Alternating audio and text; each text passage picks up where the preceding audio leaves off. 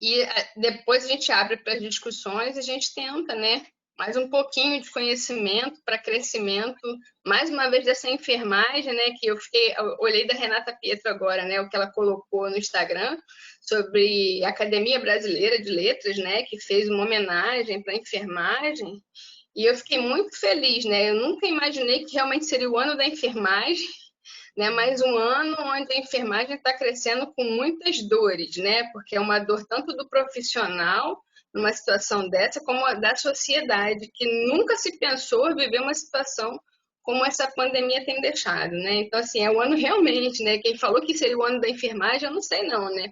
Tinha lá uma bola de cristal para adivinhar o quanto seria duro para as pessoas entenderem o quanto que a enfermagem faz diferença na vida da sociedade, né? Então, assim, realmente é um ano marcante, onde a gente precisa que as pessoas entendam da enfermagem, né, o quanto o cuidado, né, em cima de todo um comprometimento, né, um raciocínio crítico faz diferença nessa situação. Eu penso que o paciente COVID-19 é um paciente ao contrário, né? Você pega um paciente com uma titulação de Nora 20 ml e fala assim, não, isso aí é incompatível com a vida, enquanto o paciente COVID, ele, às vezes, entra no meu CTI dessa forma, né? Então, é uma coisa realmente a se pensar, né, em como nós estamos empregando o nosso tipo de assistência intensiva. Então, eu abro a palavra para o Alan. Fica à vontade, Alan. Muito obrigada.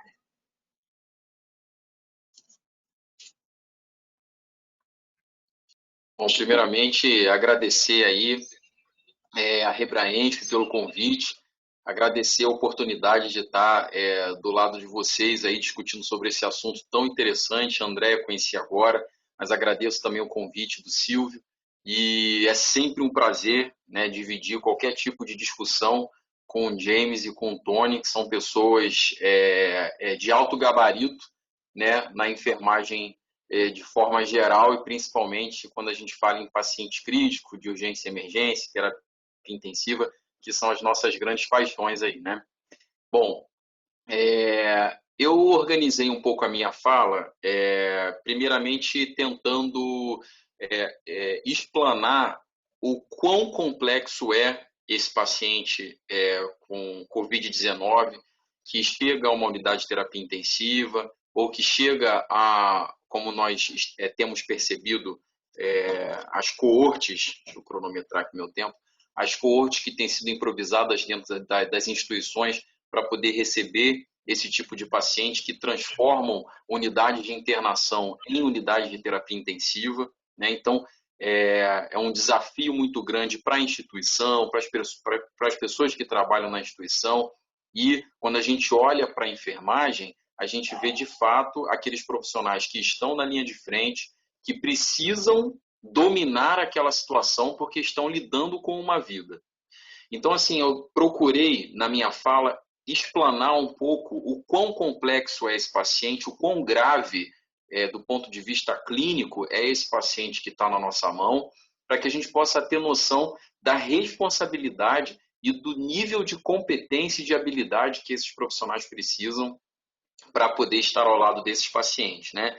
Então, quando a gente pensa na Covid-19, a gente está falando na Covid-19 em pacientes que evoluem para a gravidade, a gente está falando de um paciente que não é aquele paciente que apresentou simplesmente o quadro viral, gripal, com febre, mialgia, cansaço, e que resolveu a sua situação em casa, às vezes com tratamento sintomático. É aquele paciente que foi para a emergência, na emergência, ele se manteve provavelmente hipoxêmico, evoluindo para desconforto respiratório, utilização de musculatura acessória, para que fechasse critério de uma insuficiência respiratória hipoxêmica que fosse, então, necessária a intubação desse paciente, ou minimamente uma internação para avaliação quanto à intubação desse paciente, que nós sabemos que deve ser precoce, né? É algo que diferencia um pouco da abordagem de muitos pacientes que às vezes a gente tenta segurar numa ventilação não invasiva, a gente tenta segurar com uma oxigenoterapia de alto fluxo na tentativa de melhorar aquele quadro, mas a gente sabe que esses pacientes COVID-19 são pacientes que não devem retardar o tempo de intubação, porque a gente sabe de toda uma piora inflamatória, parenquimatosa pulmonar que pode acontecer caso essa intervenção seja tardia. Então, esse paciente ele chega nessas áreas de atendimento, né, que a gente poderia chamar, que a gente chama de terapia intensiva, mas que às vezes são áreas improvisadas dentro dos hospitais ou dentro de hospitais de campanha que estão improvisados para poder atender esse tipo de paciente. Pacientes que chegam já intubados, né, com o início ou já com o desenvolvimento de uma síndrome do desconforto respiratório aguda grave, né, fechando critérios de SDRA, de SARA grave, pacientes que já estão transitando de uma fase pulmonar de desenvolvimento da doença para uma fase inflamatória. A gente sabe que a fase inflamatória da Covid-19 ela tem sido muito bem valorizada por conta da tempestade de citocinas e da relação que existe entre essa inflamação sistêmica exacerbada com os eventos tromboembólicos e com a instabilidade hemodinâmica. Então, quando a gente olha para esse paciente lá por volta do 9º, 10º dia, no momento em mais ou menos aí que ele supostamente entra nessa fase inflamatória, que é o momento em que ele precisa do atendimento da unidade de terapia intensiva ou que sejam esses locais de atendimento de alta complexidade, a gente vê um paciente que está entrando numa ventilação mecânica, muitas das vezes prolongada, pacientes que têm uma disfunção endotelial inflamatória, que cursam com disfunção orgânica por microtrombose, e aí esse paciente ele não vai ficar só na ventilação mecânica prolongada, ele também pode evoluir com disfunção renal aguda, esse paciente pode evoluir com instabilidade glicêmica, esse paciente pode evoluir com instabilidade hemodinâmica grave, necessitando de aminas vasoativas, né, em doses elevadas, com titulações altas. Ou seja, é um paciente com um grau de complexidade muito elevado, né? A gente tem que pensar que, além dessa questão tipicamente inflamatória, que leva a esses eventos de disfunção orgânica e microtrombose, é um doente de terapia intensiva, então, por si só, esse paciente já tem risco de desenvolver pneumonia associada à ventilação mecânica, infecção de corrente sanguínea, infecção de trato urinário relacionada a catéter. Esse paciente pode ainda desenvolver lesões por pressão associado a essa internação. Então, por que eu estou pintando esse cenário? Para a gente entender o quanto nós temos que ter profissionais competentes, em número adequado e preparados pontualmente para poder cuidar desses pacientes. Se a gente for ver, nós temos profissionais de enfermagem, né, enfermeiros, intensivistas, titulados, que têm ainda a necessidade de aprender sobre essa doença para poder dar um atendimento minimamente seguro para esses pacientes. Agora, qual é a porcentagem dessa categoria de enfermeiros, desse tipo de enfermeiros, frente ao elevado número de profissionais que nós temos, não necessariamente preparados, não necessariamente com desenvolvimento de competências e habilidades para cuidar desses pacientes? Porque se a gente está falando de segurança do paciente, a gente tem que pensar em competência, desenvolvimento de competência, desenvolvimento de habilidades, para que esse profissional, seja ele o enfermeiro, seja ele o técnico de enfermagem, né, cada um nas suas devidas proporções de divisão de trabalho e de competência, são profissionais que precisam ter uma vigilância assertiva para esse doente grave, né? Então, são profissionais que precisam ter conhecimento e experiência de cuidado de paciente grave, né? São profissionais que precisam ter o conhecimento e desenvolver cuidados de prevenção dos riscos associados à própria internação, né? Prevenção de pneumonia associada à ventilação, prevenção de ICS, prevenção de ITU, de lesão por pressão, e precisa ter o domínio dos cuidados de restauração dessas disfunções orgânicas. Então, minimamente, ele precisa saber como ventilar esse paciente de forma segura, obedecendo lá o rigor da ventilação mecânica protetora. É necessário que esse profissional tenha o mínimo de habilidade em relação à terapia dialítica, porque pode ser que na sua instituição você tenha uma firma terceirizada que vai resolver, que vai realizar o tratamento dialítico, mas você pode ter instituições em que são os próprios enfermeiros que são responsáveis por implementar esse tratamento. Independente das duas formas, você precisa ter um mínimo conhecimento daquilo, porque o teu doente pode evoluir com uma hipotensão, pode evoluir com algum risco associado ao início dessa terapia, né? Então, quando a gente pensa em toda essa gama de complexidade e em toda essa demanda de cuidado que esses pacientes precisam, a gente precisa se perguntar se nós estamos prontos para esse tipo de resposta, nós enquanto enfermagem, para esse tipo de resposta.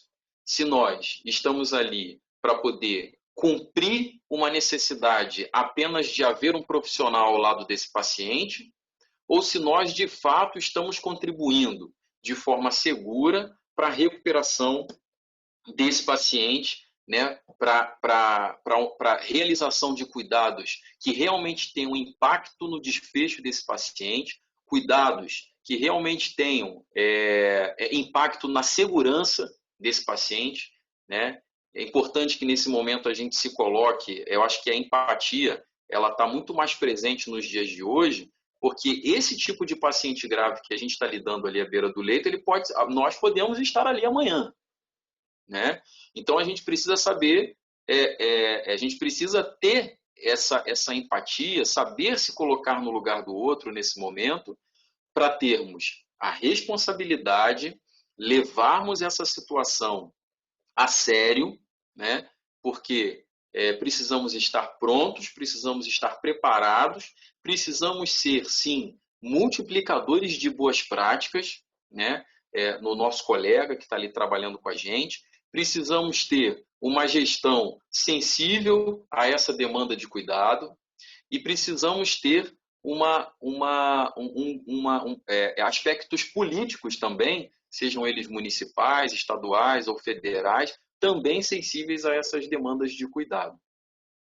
Então, assim, cheguei aqui ao final do meu tempo, era isso que eu tinha para falar, isso que eu tinha aqui para poder trazer inicialmente já essa reflexão e também um pouco de provocação para que nós tenhamos uma discussão aí que seja que seja construtiva, né, para a nossa enfermagem da terapia intensiva que cuida desse tipo de pacientes aí na prática. Obrigado mais uma vez.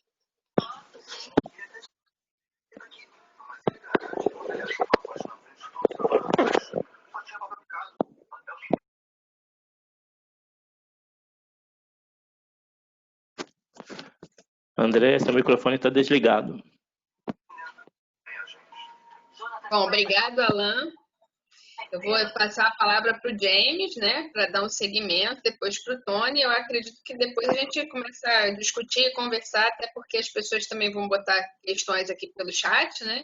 E a gente acalora mais essa provocação aí do Alan, né? Passo a palavra para você, James. Obrigada. Boa noite a todos. Gostaria de agradecer ao convite, né, do Núcleo da Rebraensp. Sempre é um prazer estar contribuindo com os amigos. Melhor ainda estar tendo aí uma mesa com o Tony, com o Alan. A gente sempre se encontra aí nos eventos, mas realmente 2020 veio para mostrar para a gente que a gente tinha outras formas de se encontrar de forma não tão presente, mas que pudéssemos conversar do mesmo jeito. Então, eu fico justamente no meio termo das duas extremidades, né? Nós temos aí o Tony, que é um gestor, lidera uma equipe, um serviço de enfermagem. Do outro lado, eu tenho o Alan, que é assistencial, e eu fico justamente nessa seara do treinamento. E quando a gente pensa como treinar ou como capacitar os nossos profissionais, eu acho que o Alan trouxe uma reflexão muito interessante, é que nós vivenciávamos uma experiência totalmente comum de cuidar de um doente grave na terapia intensiva, só que aí você passa a ter um doente que é grave, com uma comorbidade que a gente não conhecia, onde o risco se tornou muito maior para a equipe multiprofissional, não só para a equipe de enfermagem, para a equipe multiprofissional como um todo. E a gente passou, então, a ter uma situação onde a necessidade da assistência era muito grande, a gestão sendo pressionada porque ela precisa de leitos, precisa abrir leitos. A Andrea acabou de dar o depoimento dela aí que estava em pleno feriado, abrindo 10 leitos de terapia intensiva. E nesse meio a gente fica justamente com a educação permanente, né? Eu lido já há 2 décadas na enfermagem e boa parte delas eu fiquei justamente lidando com beira-leito, com paciente crítico de terapia intensiva e urgência e emergência. Passei pela gestão e hoje eu estou justamente na capacitação aí dos profissionais. E o que a gente tem é um cenário que, na maioria das vezes, a gente não consegue dar conta, né? Não sei qual é a realidade do hospital de vocês, mas no meu serviço eu tenho cerca de 700 profissionais de enfermagem e eu tenho 2 enfermeiros de educação permanente. Logo, me sobra 350 para cada um. E se a gente for pensar que hoje o Covid não é uma doença que requer só treinamento da equipe de enfermagem, requer também uma educação permanente multiprofissional, onde você precisa capacitar o médico, o fisioterapeuta, fazer uma interação com o pessoal da limpeza, com as demais áreas que são de apoio à beira-leito, a gente realmente tem aí um contingente muito maior. E isso faz com que a gente passe, então, a ter uma responsabilidade compartilhada muito grande, né? O treinamento hoje ele é fundamental. A gente tem aí cada vez mais o número de casos aumentando. Acabei de checar aqui o observatório do COFEM e nós temos, neste momento, 16.660 casos reportados. Isso é um número subnotificado, porque nem todos os serviços acabam fazendo essa notificação, com 150 óbitos e uma letalidade de 2,33. Então, a gente vê que realmente é um número cada vez maior, onde os 2 maiores estados de casos, né, e de óbitos são São Paulo e Rio de Janeiro. São 2 epicentros extremamente grandes e isso faz com que a equipe tenha a necessidade de estar capacitada. Porque o que a gente percebe, quanto maior for o grau de afastamento dos profissionais, maior vai ser a necessidade de treinamento.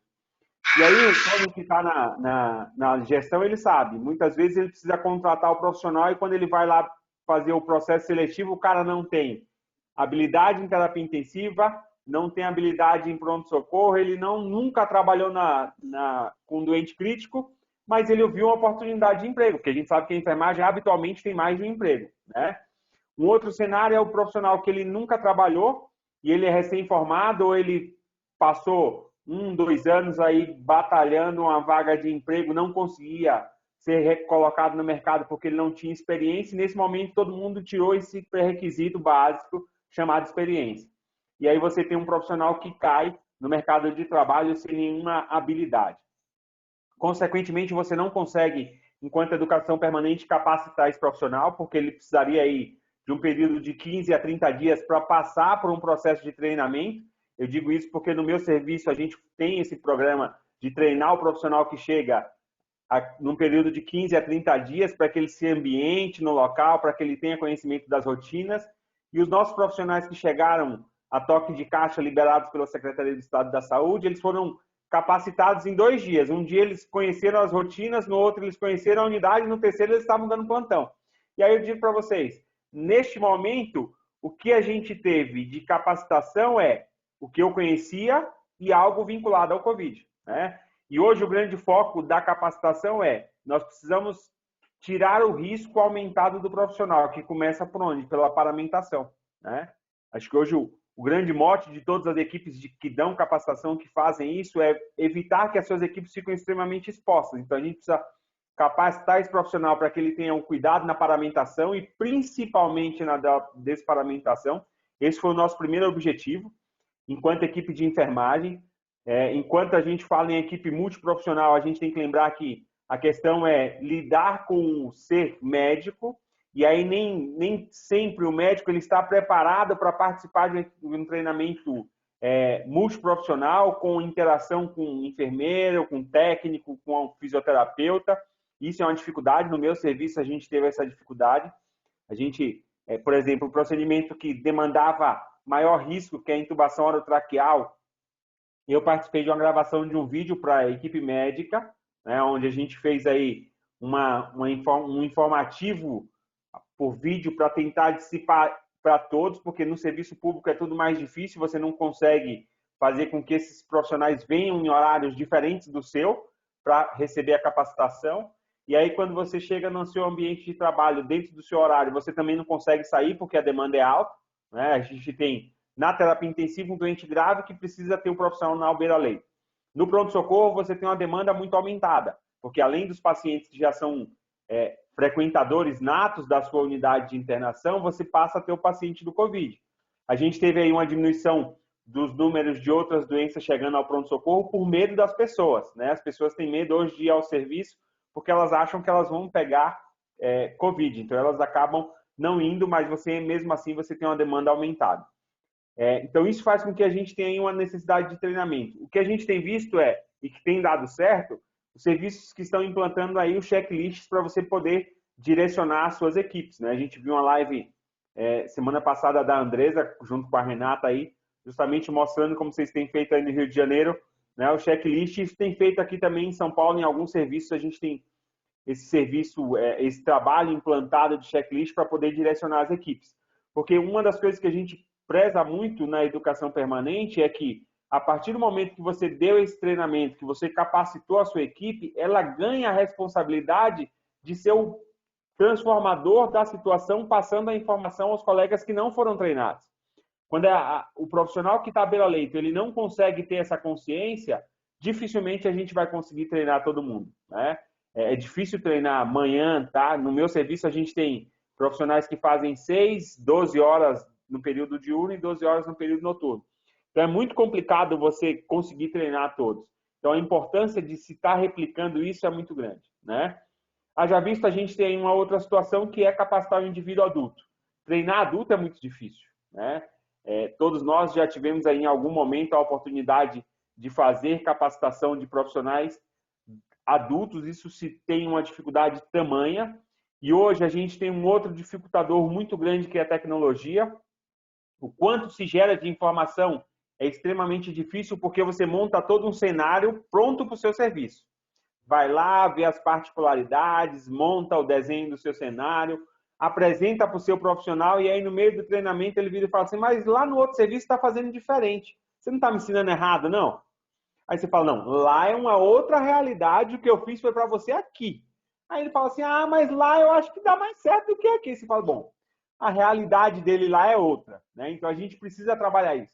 Muitas vezes, quando isso não acontece no cenário do treinamento, que você tem a possibilidade de corrigir ali, isso acontece depois. Porque você vai dar o treinamento, capacita a sua equipe, mas quando ela chega lá no ambiente de trabalho, ela já assistiu um outro vídeo, achou uma live, ela fala assim, mas no outro serviço está fazendo diferente, eu também vou fazer diferente porque eu acho que é mais seguro. Exemplo, usar 2 luvas de procedimento para cuidar do doente, né?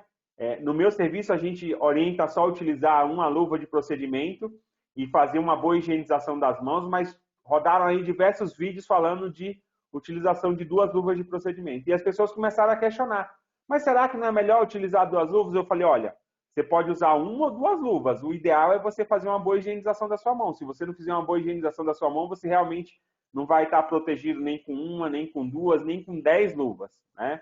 Então, a gente hoje tem a geração de informação de grande quantidade que a gente precisa organizar isso. E para a educação permanente, a gente ainda tem uma outra dificuldade, que é os protocolos, os POPs, foram feitos sem Covid, né? E aí, quando você pensa nas situações hoje postas de POP, todos eles precisam ser revistos.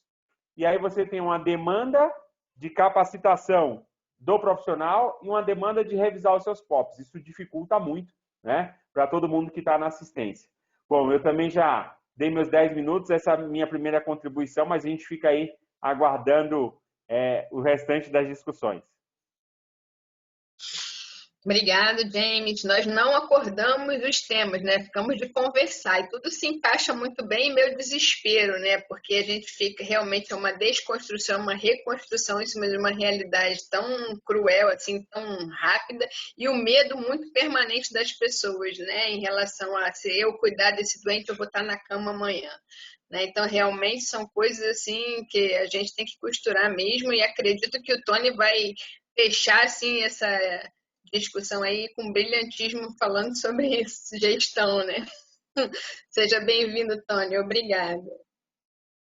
Boa noite a todos. Eu agradeço o convite aí da Rebraensp para poder estar participando dessa mesa, né? Um prazer aí estar dividindo com o James, com o Alan, né? Profissionais que a gente admira bastante, profissionais que têm uma história na terapia intensiva, né? Com você também, Andréia, né? Com a sua história de terapia intensiva no Souza Aguiar, né? E na Rebraensp. Eu queria trazer uns destaques aqui, algumas coisas que os amigos falaram que eu achei bastante interessante, né? Em relação, por exemplo, às características desse paciente, né? Que o Alan falou, né? São pacientes que, né, como eu disse, podem evoluir com, ele falou, podem, mas a gente vê que quase todos evoluem. Ele tem uma característica muito interessante, esse paciente, né? Eles são muito padrão, eles evoluem com insuficiência respiratória, evoluem com insuficiência, né, múltipla de órgãos, né, com falência renal, com baixa perfusão, né, dos órgãos, e vou evoluindo. Não é uma síndrome realmente que acomete todos os pacientes, né? E isso traz um impacto muito grande. A gente estava acostumado a manter uma terapia intensiva aí com 60%, 70% de ocupação de pacientes de altíssima complexidade. E hoje a gente tem terapia intensiva com 100% de pacientes com alta complexidade, né?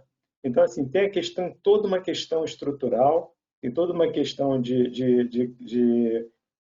dimensionamento de profissionais, né, de capacitação de profissionais, e é uma questão muito, muito importante, né? E a gente vê, né, quando a gente pensa na qualidade que a gente está dando de assistência e terapia intensiva, os números são, né, importantes. A letalidade da doença a nível mundial, ela está em torno de 3 a 4% dos grandes, né, a média mundial.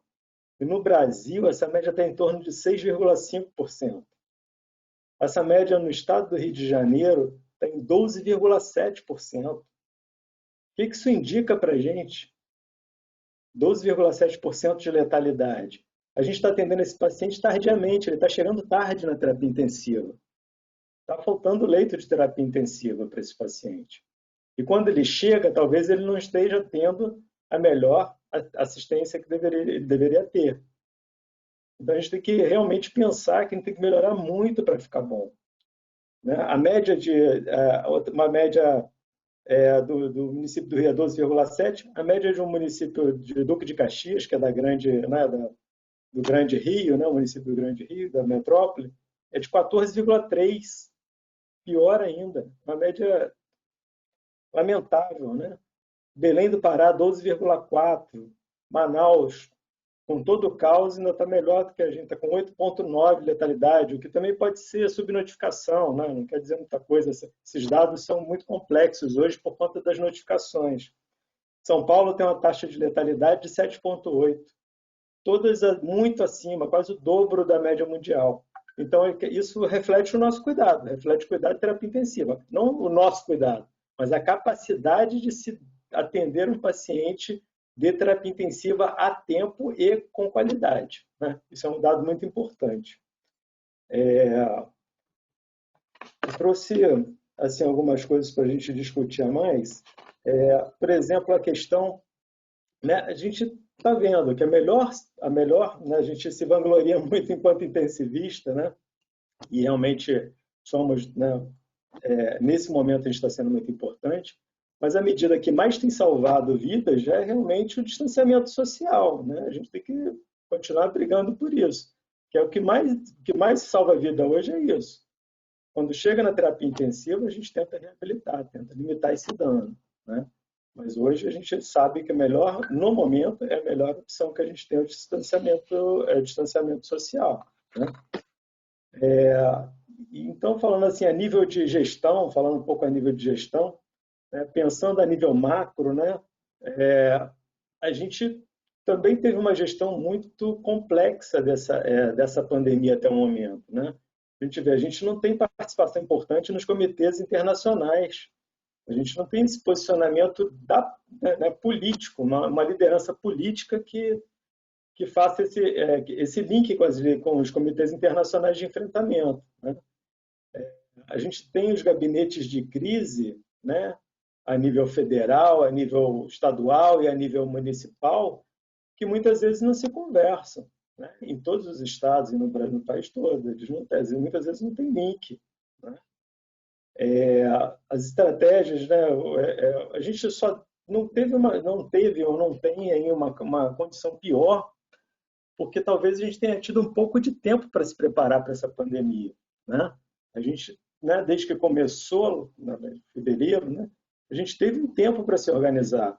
O próprio hospital, né, depois eu falo um pouquinho do fundão, a gente teve tempo para se organizar, adequar o hospital, oferecer inclusive mais leitos, mas foi por conta do tempo. Se ela vem de imediato, como aconteceu lá, seria catastrófico, né?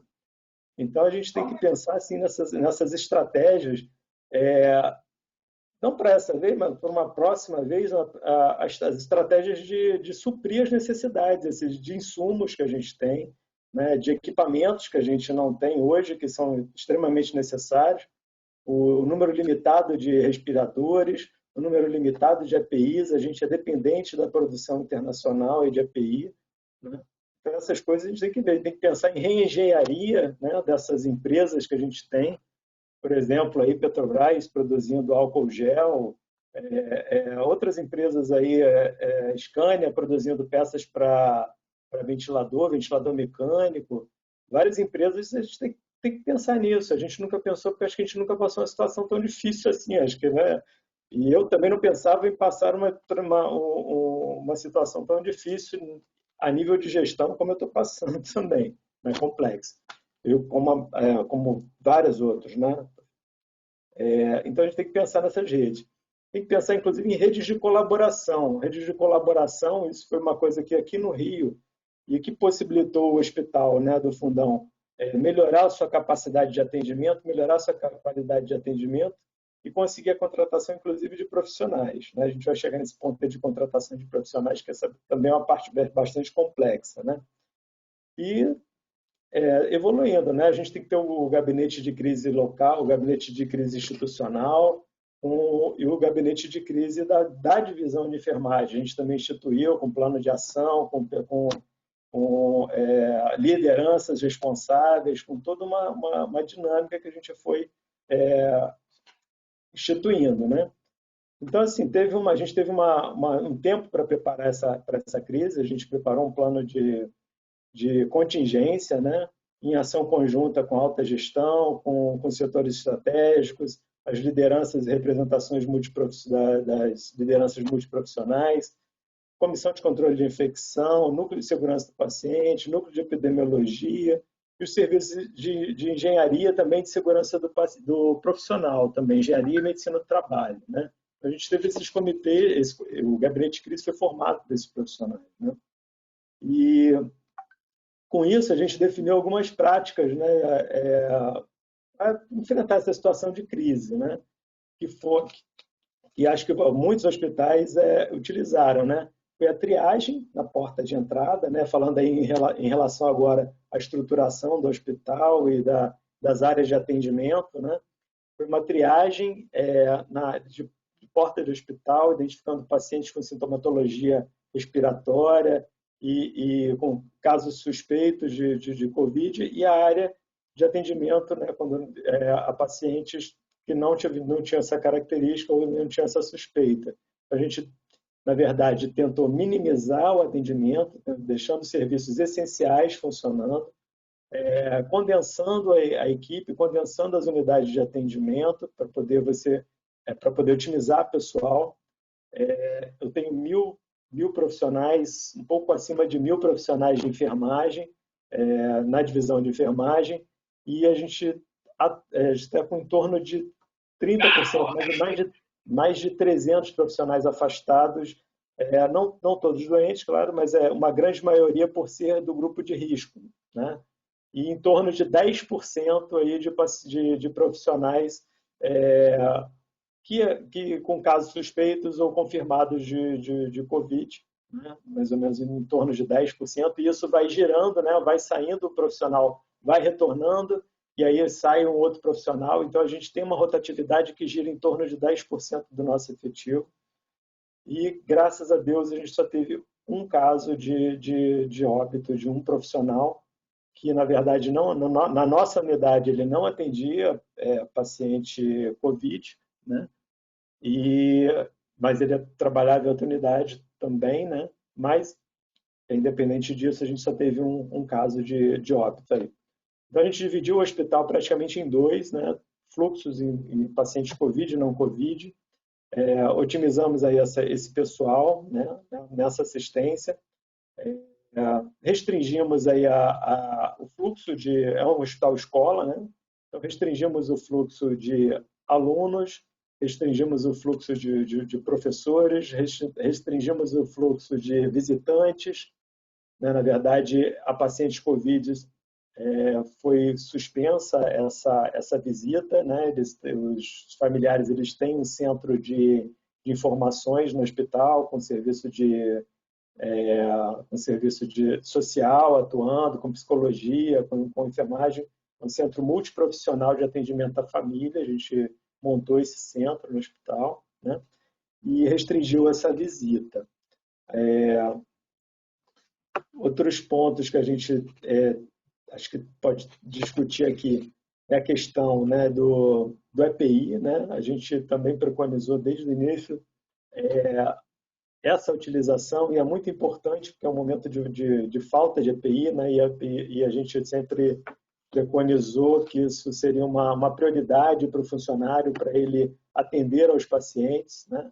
Então, a gente sempre batalhou muito por isso e por condições adequadas de trabalho. As adequações da planta física foram todas realizadas, mantendo o fluxo único, com áreas de chuveiros na desparamentação, depois que o paciente saía e tomando banho, né? Então, assim, a gente teve toda essa preocupação. Também teve a preocupação de treinar esses profissionais em relação à paramentação, desparamentação, né? Eu tenho um pouquinho mais do que o James de educação permanente. O James tem 2 para 700, eu tenho 3 para 1.000. Então, assim, a quantidade realmente que a gente só conseguiu e só está conseguindo porque a gente armou uma rede de colaboração muito grande. Então, a gente trabalha em colaboração com a CCIH, com a Escola de Enfermagem Ana Nery, que tem colaborado bastante com a gente em todas as etapas, né, tanto de gestão, junto com a gente tem uma diretora adjunta acadêmica, Cecília Isidoro, né, e tem uma diretora adjunta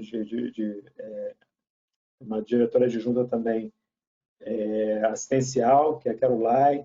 Eu tenho realmente uma equipe que graças a Deus, muito bem montada, que, né, a gente não faz nada sozinho, né? A gente faz com uma equipe realmente bem envolvida. E com essa rede de colaboração, que contou com os professores da Ana Nery, contou com a CCH, contou com a equipe multiprofissional do hospital, equipe da DIP, todo mundo trabalhando junto, e realmente está sendo uma experiência de colaboração que acho que a gente não tinha percebido ainda que a gente era capaz de trabalhar dessa maneira. Acho que tem sido uma experiência realmente boa para a gente, né? Então, assim, a gente pensou nessas condições em relação às barreiras físicas, as áreas de paramentação, desparamentação, com anticâmara, toda a área foi adequada para essa assistência, né? E a gente, depois que a gente... A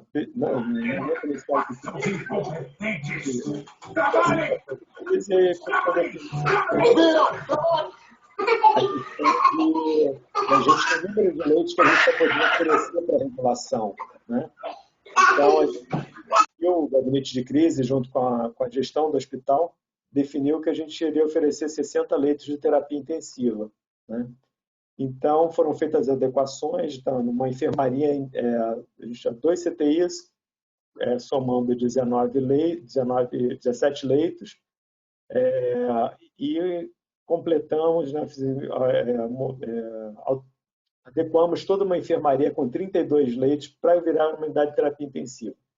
Então, foi feita toda essa estruturação, né, distribuindo a rede de gases, tomadas, fazendo climatização, preparando áreas de paramentação, desparamentação. Toda a estrutura foi modificada para poder atender. A gente está aumentando progressivamente o número de leitos, né? A gente não tinha pessoal para isso, ainda tinha afastamentos.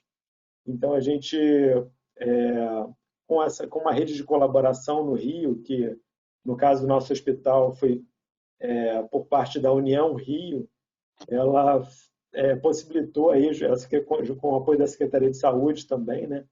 A estruturação foi feita com o apoio da União Rio, e a Secretaria de Saúde está fornecendo pessoal pelo Rio Saúde, contratação pelo Rio Saúde. Então, a questão do RH é realmente um ponto-chave para a qualidade dessa assistência, né? A capacitação desses profissionais tem sido um grande desafio. Como o James falou, nossa capacitação no HU, qualquer funcionário admitido, né, no HU, ele ficava pelo menos 30 dias pela educação permanente, em treinamentos, em várias atividades de treinamento. E ficava acompanhado, e fica acompanhado, né, normalmente, até 3 meses pela educação permanente do hospital. Né? A educação permanente do hospital é muito bem estruturada, apesar de a gente estar atualmente com um número bem pequeno de profissionais, restrito. Mas a gente tem uma metodologia de trabalho muito bem estruturada. Então, assim, a gente teve que fazer, como o James falou, em 2 dias. Paramentação, desparamentação, um pouco de conhecimento das rotinas do hospital e com a capacitação desses profissionais realmente questionável, né? Porque são profissionais realmente que são muitos, né? Grande parte. A gente teve que abrir mão aí da qualificação, porque senão a gente não ia conseguir atender essa demanda. Então, a gente assim priorizou, né, atender os pacientes, né? Então, a gente aceitou profissionais recém-formados também, acreditando que a gente poderia ajustar essa qualificação, não a qualificação, mas ajustar esse treinamento desse profissional, né? Então, nós recebemos 125, na verdade, a gente recebeu 150 enfermeiros, uma dificuldade maior de conseguir técnicos de enfermagem do que de enfermeiros. Enfermeiros a gente conseguiu suprir a necessidade para abrir 60 leitos. A gente planejou para cada 10 leitos 4 enfermeiros e 8 técnicos de enfermagem, além da rotina assistencial e de uma rotina de técnicos de enfermagem. A gente pensou numa quantidade maior, né, do que a gente está acostumado a trabalhar, né, e pensando no grau de complexidade totalmente alto dessa. Não arrisquei nem fazer o NAS, Alain, porque daria 3.000% desses pacientes. Mas muita demanda desses pacientes. Então, a gente tem que ter muitos profissionais mesmo para atender, né?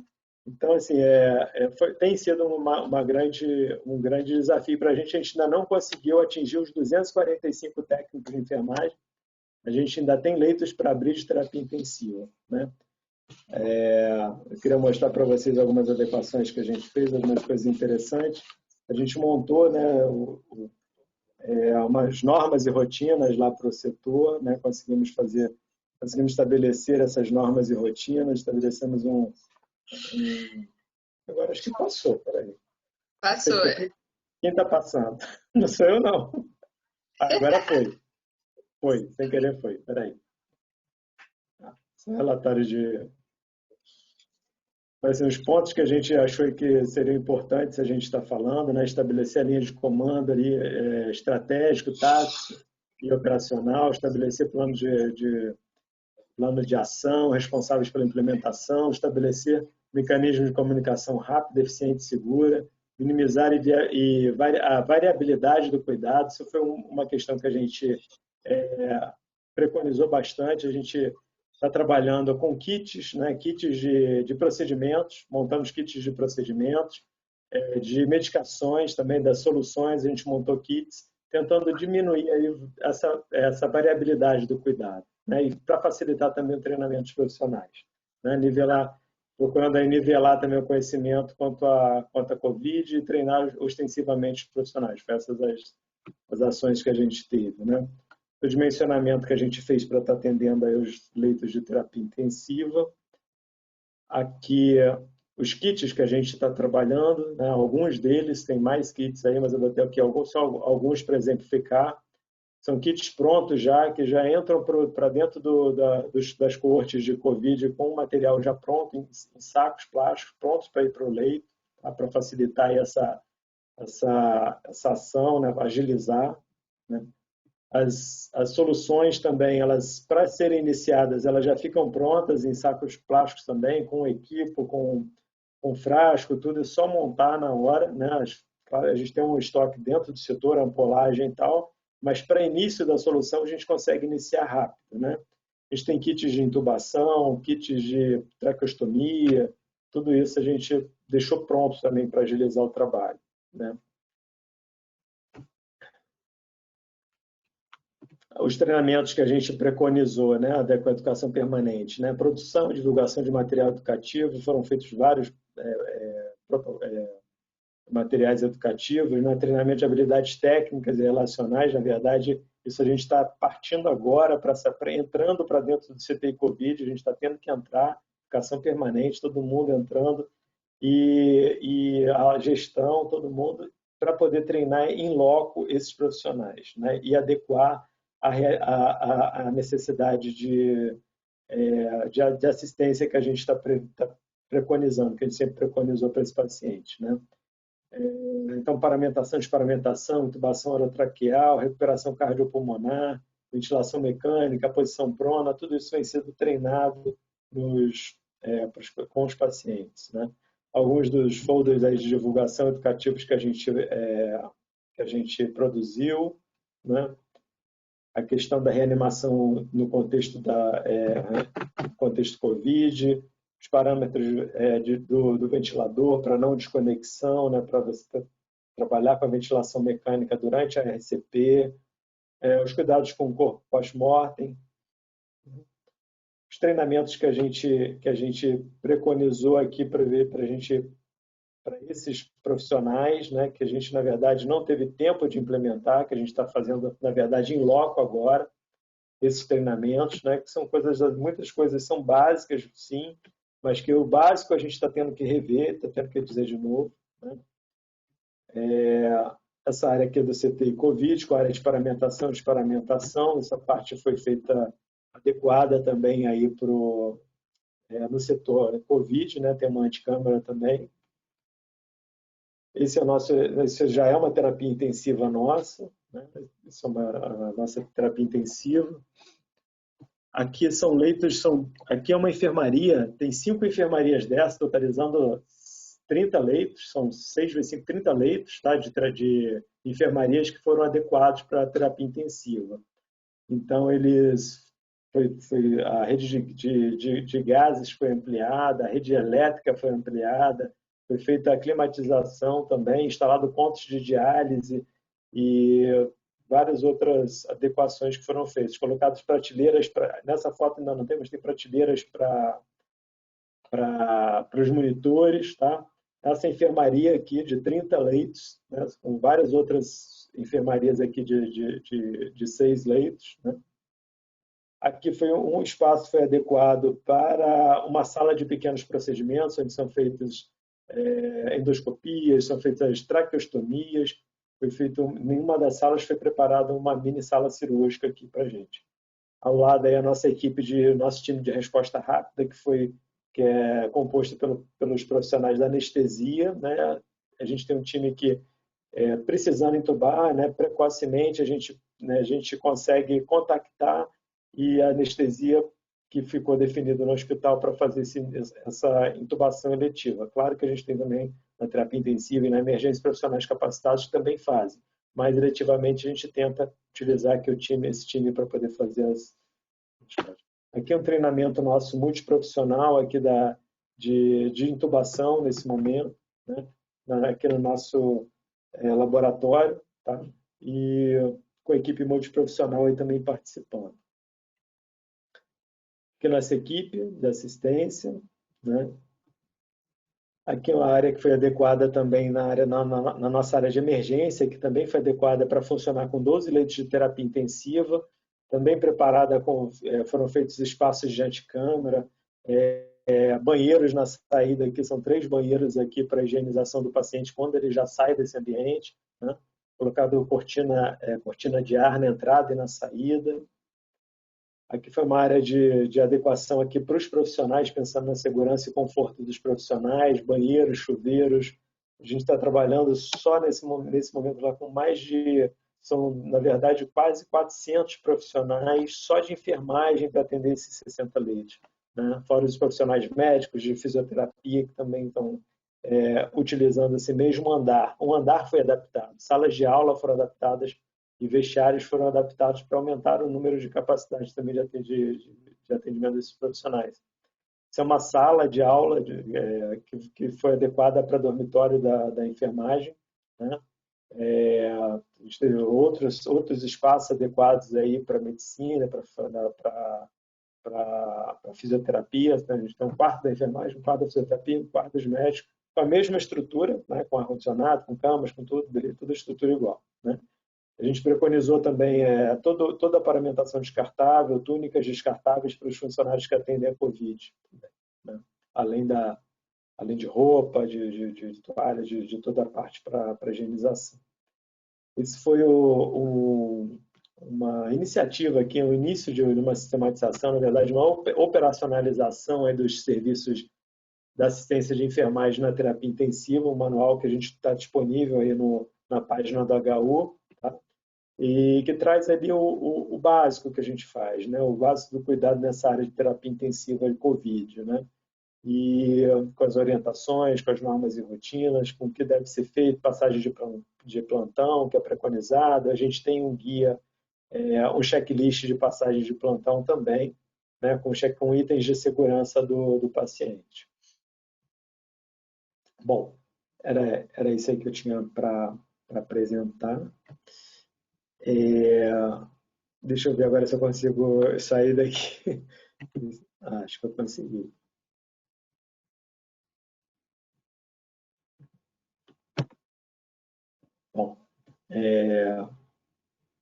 Bom, a apresentação era essa, né? E espero ter contribuído aí para mostrar um pouquinho do que a gente fez aí, de como a gente pensou a gestão nesse momento aí, né? Tanto de pessoal, quanto de estrutura, quanto de equipamentos e APIs aí, né? Eu fiquei, assim, aqui pensando, né? Eu tive que ficar na guerra mesmo. Não tive tempo. Não era um hospital pensado em ser referência, né? E do nada, eu tive que nascer com 10 leitos de CTI, onde a gente já tinha uma emergência, né? De acolhimento porta-entrada, hospital de emergência porta aberta, né? Onde a gente recebe paciente de trauma, né? E o paciente de trauma já vinha com Covid.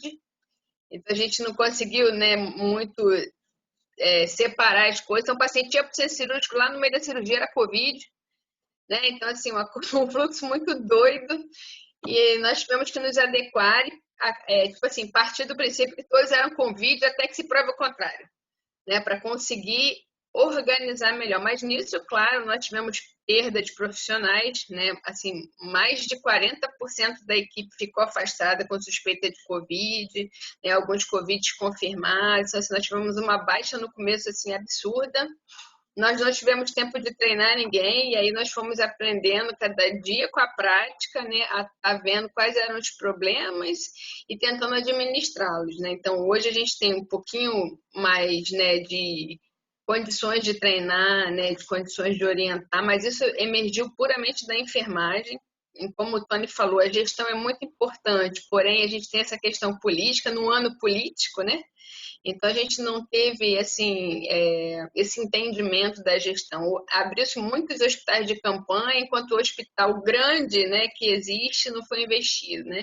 Então, não tivemos dentro das unidades que já são do município de emergência contratação de ninguém. Ele chamou algumas pessoas do banco, né, porque tem essa questão, né, de ter profissionais no banco aguardando ser chamado, então não pode contratar, né? Então chamou alguns, mas assim, nós não conseguimos ter condições, né, de equipe, um número razoável para poder estar prestando essa assistência. A única coisa a favor é que o paciente que tem outras comorbidades, né, que não esteja numa condição de emergência, não chega lá, né? Então, assim, diminuiu a quantidade de pacientes, mas em compensação nós estamos mais ou menos com 60 leitos para Covid dentro do hospital, onde não tinha nenhuma intenção de ser referência para Covid. Né? Então, realmente, nós tivemos muitas dificuldades para poder estar conseguindo organizar um fluxo e fazendo adequações mesmo, né? De entrada e saída numa estrutura de 112 anos, né? Onde você não tem muito como organizar esses fluxos, porque, né, é um desenho bem antigo, né? De curso de enfermagem, aquelas questões.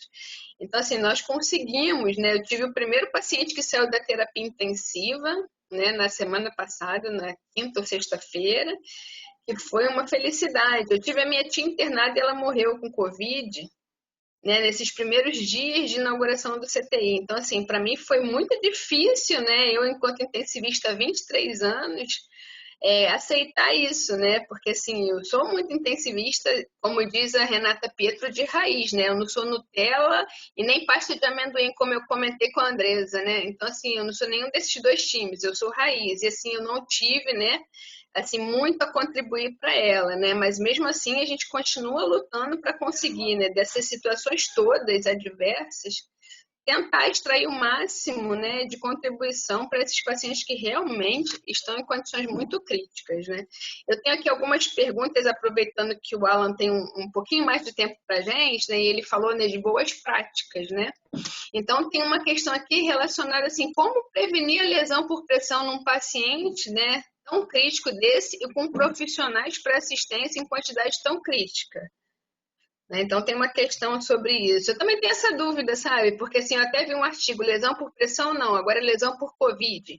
Então, assim, a gente é muito específico, né, por conta dos microtrombos, né? Então, assim, eu tenho mesmo uma dúvida, que tipo de lesão eu vou prevenir nesse paciente, já que existe, né, esse microêmbolos que fazem mesmo, né, diminuição da perfusão do paciente em locais, assim, orelha, né, dorso, parte anterior do tórax, mãos e pés, assim, ficam realmente muito cianóticos. Então, você fica assim, o que eu vou prevenir de lesão por pressão, que eu já não sei nem mais onde ela vai aparecer, né? Eu perdi a referência de extremidade óssea. Então, assim, tem uma questão sobre isso aí. Vou dar a palavra aí para o Alan estar respondendo. Bom, o pouco conhecimento que a gente tem sobre esse paciente nos leva a concluir pelo fato simplesmente de ser um paciente grave, um paciente mal perfundido, um paciente com dificuldade que tem aí essa questão de disfunção endotelial, a gente já leva em consideração que ele pode ter um risco maior para o desenvolvimento de lesões por pressão. A gente tem que levar em consideração que esse paciente está entubado, que ele está sedado, está bloqueado. Então, assim, o risco é realmente muito elevado. Tem pacientes ainda que possuem alguma condição clínica que dificulte a terapia nutricional, então, às vezes, isso também se torna um risco associado à lesão por pressão, mas nós sabemos que nós só temos uma única forma, né, de prevenir, e essa única forma de prevenir é aplicar aquele conjunto de cuidados que nós conhecemos, né, que tem lá os seus diferentes níveis de evidência, mas que tem impacto na prevenção de lesão por pressão. O que eu tenho percebido na minha prática, Andréia, é assim, uma dificuldade de mobilizar o doente com Covid-19, principalmente aqueles com fenótipo, com uma apresentação de baixa complacência pulmonar, pacientes com relação PF muito baixa, em que quando você lateraliza esse paciente, ele evolui com queda de volume corrente, aumento de pressão de pico, diminui a saturação de oxigênio, e aí às vezes a gente não consegue deixar esse paciente em decúbito lateral, né? Tem alguns pacientes que têm evoluído com sintomas gastrointestinais e têm evoluído com diarreia na UTI, e a gente sabe que isso também aumenta a chance do doente desenvolver lesão por pressão. Então, assim, eu tenho percebido essa dificuldade de mobilização em relação ao estado clínico do paciente. Tenho percebido também que, devido à diminuição dos recursos humanos, tanto quantitativamente quanto qualitativamente, a gente também observa a dificuldade de ter o profissional disposto a realizar a alternância do decúbito ou consciente de que esses cuidados, principalmente a mudança de decúbito, mas não só esse, né, a higiene, enfim, o cuidado com os dispositivos invasivos, que a gente sabe que também pode provocar esse tipo de lesão, mas às vezes é o profissional pouco consciente dessa necessidade ou em pouca quantidade. Ele sabe que precisa, mas ele não consegue, porque existem outros cuidados que estão ali que ele precisa fazer, como a troca de uma solução de sedação ou de noradrenalina, a aspiração da prótese traqueal, enfim, às vezes realmente fica difícil implementar como manda o gabarito, né? E aí eu tenho observado que os doentes têm sim evoluído com lesões por pressão. No caso da pronação, nós não temos, no meu serviço lá no Hospital Central do Bombeiro, a gente não tem observado muitas lesões provocadas pela pronação. E aí pode ser porque a gente faz a pronação ainda de uma forma precoce, né?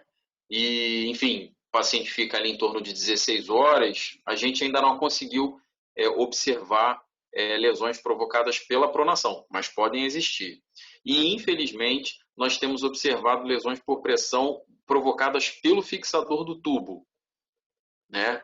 Tem um paciente, inclusive, que fez uma lesão de lábio superior bem profunda relacionado a fixador de tubo. Então, é aí um desafio que nós temos a enfrentar. Só para dar uma contribuição com o que o Alan estava falando, eu acho que para a gente pensar em lesão de pele, a melhor coisa é a prevenção, né? O melhor ataque para a lesão de pele é justamente a gente prevenir esse doente. E como ele muito bem colocou, esse doente é um doente que a gente tem um alto índice de uso de droga vasoativa, o que já piora a perfusão desse doente. A gente mobiliza muito pouco o doente por uma questão de instabilidade hemodinâmica, respiratória, pela questão da falta de recursos humanos para você conseguir fazer isso demandar um maior tempo. E a condição clínica do doente também é muito ruim, né? Os doentes críticos, eles realmente têm uma maior chance de fazer lesão de pele. Então, eu acho que os serviços que dispõem da possibilidade de usar placa, já prevenir desde o primeiro momento é fundamental, né? Hoje a gente tem uma preocupação muito grande com a questão de lesões por dispositivo, e isso é um risco extremamente grande quando você prona o doente, esses dispositivos eles cada vez mais fazem com que aumente isso, e aí é uma grande preocupação da enfermagem. Eu sempre digo para as pessoas, eu acho que o Covid vai nos ensinar a pensar de uma forma diferente a avaliação de tecnologia em saúde, né? Eu sempre digo isso nas minhas palestras, eu acho que a enfermagem tem que atentar para isso, porque muitos dos dispositivos que nós usávamos, o Tony colocou a questão da paramentação, da racionalização dessa paramentação, porque hoje nós não temos nem quantidade nem qualidade muitas vezes adequada para o profissional, né? Então são situações que a gente vai precisar pensar realmente em fazer isso para melhorar a condição do doente. Eu acho que na questão de lesão de pele, a melhor coisa que tem que fazer é prevenção. Quem tem possibilidade de já colocar as placas e prevenir com que você faça isso de forma muito precoce, das mesmas formas que a gente cuida, às vezes a gente, como o Alan acabou de colocar, pronar um doente precocemente é muito bom, ventilar esse doente, entubar o doente, ventilar adequadamente é muito bom. Prevenir lesão de pele também é importantíssimo, porque lembra, se o seu doente fizer uma lesão de pele, ele vai ter uma porta aberta, vai fazer infecção, vai piorar, vai ficar mais tempo na terapia intensiva, aí aqueles 21 dias que já é de prática que a gente tem visto aí vai aumentar muito mais por causa da lesão de pele. Então é importante também a gente ter esse cuidado de prevenir já desde o primeiro momento. Tem uma questão também interessante colocar em relação aí ao cuidado com a pele, é que a higiene desse paciente também tem sido um grande desafio, justamente pela dificuldade do dimensionamento, né? Então, é um doente que ele é grave, você tem, às vezes, uma limitação de mobilização, muitas das vezes opta-se por um banho a seco, né? Lembrando que a gente não deve deixar o paciente sem a higiene, né? A higiene ela é importante para manter a integridade da pele, mas assim, pelo fato da ausência, da diminuição dos recursos, não tem muitas vezes como você realizar esse cuidado de forma integral, da melhor forma possível, né? E muitas das vezes fica esse paciente com alguma dificuldade ali de realizar a higiene íntima, né? A higiene das dobras e a mobilização. Isso tudo acaba impactando em desfechos que nós sabemos que aumenta muito o tempo de internação, custo, carga de trabalho, né? E é o que a gente menos quer. Mas, infelizmente, às vezes é difícil a gente conseguir atender a todas essas demandas. Acho que muitas das vezes, quando eu volto para casa, a sensação pior que eu tenho é essa.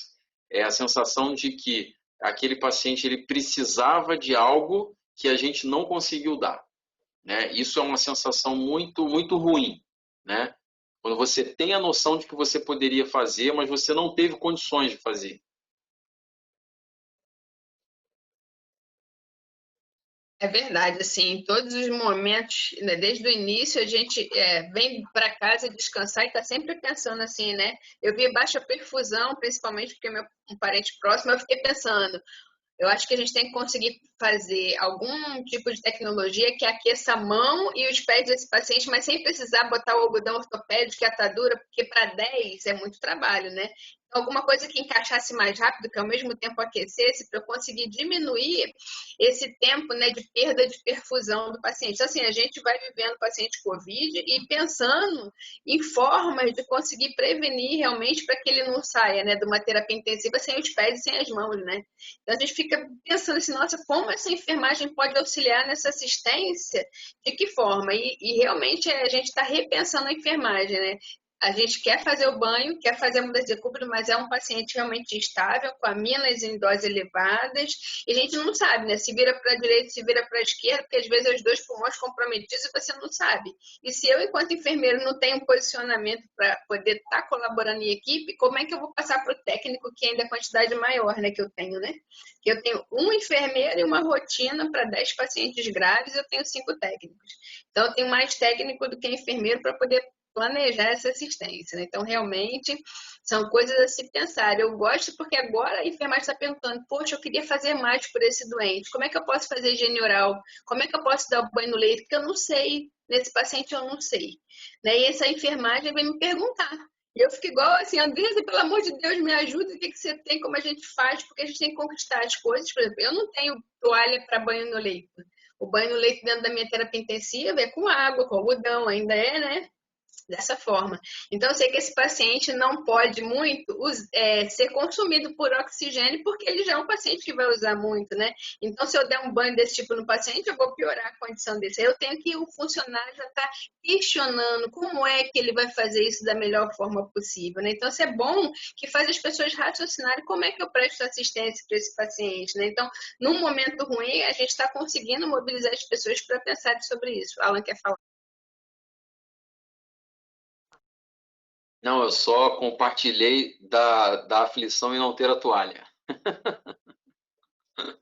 É verdade, uma aflição. Eu vou compilar 4 perguntas aqui numa só para o James, que é sobre o questionamento em relação à educação permanente com pessoas inexperientes, com quantidade reduzida de profissional, né? Então as pessoas querem saber como se faz, como um bom líder trabalha numa situação tão caótica, né? De poucos profissionais, precisa fazer esse treinamento para ontem, porque às vezes você não vai ter muito tempo, né? Como a gente não tem, e pegando pessoas inexperientes. Tem até uma questão que pergunta se estamos usando pessoas de universidades, né, como teve aquele projeto de chamar voluntários, né, que estejam se formando para poder atuar. Eu penso que dentro da enfermagem a gente não teve nenhuma experiência dessa, mas a sua fala aí para você jogar essa bola aí. Eu acho que realmente essa é uma carta que a gente tem que fazer igual mágico, tirar da cartola, né? Acho que pensar dessa questão, acho que a primeira coisa o grande X da questão hoje para o profissional de enfermagem chama-se medo, né? Todos nós temos medo de estar numa situação dessa e de lidar com a situação do Covid assusta muito. O Colégio São Paulo fez uma sondagem aqui onde nós tivemos a participação dos nossos 600 mil profissionais, 5.400 participaram da nossa sondagem quanto à EPI, e 80% dos profissionais tinham medo em prestar assistência de enfermagem ao paciente COVID. Então, quando você fala na questão do treinamento, a primeira coisa eu preciso desmistificar o que é medo e o que é desespero. O medo, ele é fundamental, né? O medo, assim como o friozinho na barriga, ele é fundamental para que a gente não erre, para que a gente tenha a responsabilidade de saber que se eu fizer algo que antes eu fazia de forma muito despretensiosa, hoje eu corro muito mais risco, porque eu sempre digo assim, a gente antes cuidava de Klebsiella, de KPC, de VRE, com os mesmos dispositivos de precaução que nós tínhamos, e nós não nos preocupávamos porque a gente tinha antibiótico para tratar.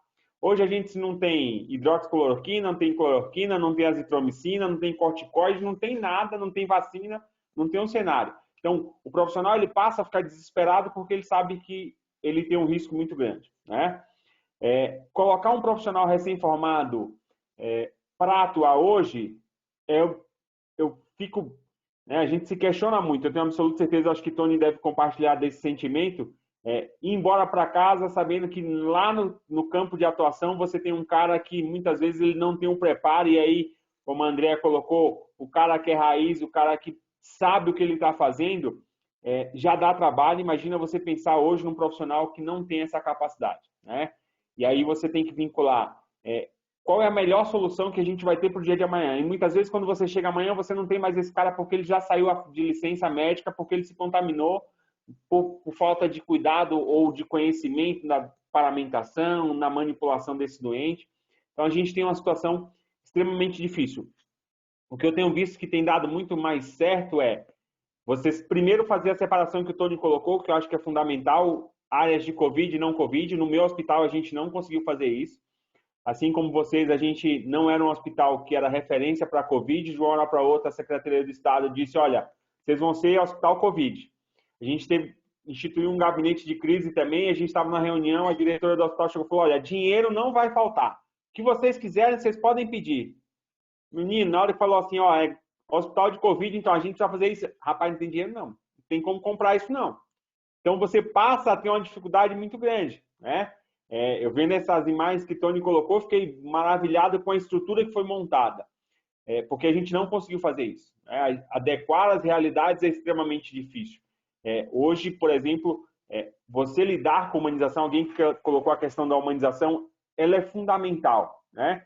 Um bom líder, ele precisa humanizar o cuidado para o profissional, para saber que o seu profissional ele vai ter uma condição adequada de dar continuidade. Então, uma das formas que a gente tem primeiro, colocar esse profissional recém-formado, sem qualificação, junto com um profissional que já tem mais experiência, né?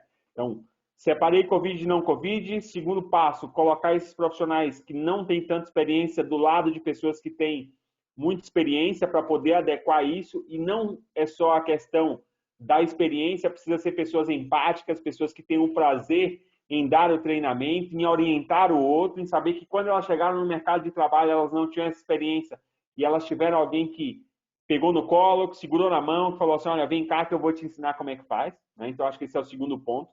O terceiro ponto é justamente a gente promover esse processo de humanização para o profissional. A gente precisa ter um cuidado adequado. O Tony mostrou uma imagem ali que me deixou extremamente feliz. Você vê um conforto daquele de enfermagem, né? Com estrutura semelhante para os demais profissionais. A gente viu aqui em alguns hospitais de campanha a enfermagem sendo extremamente maltratada do ponto de vista da humanização, de não ter um local de descompressão, de não ter um local adequado. E aí, quando você dá esse profissional de novo para ele voltar para o local de trabalho dele com a sobrecarga de trabalho e ele não foi humanizado, ele não vai se sentir adequadamente capacitado para fazer isso, né?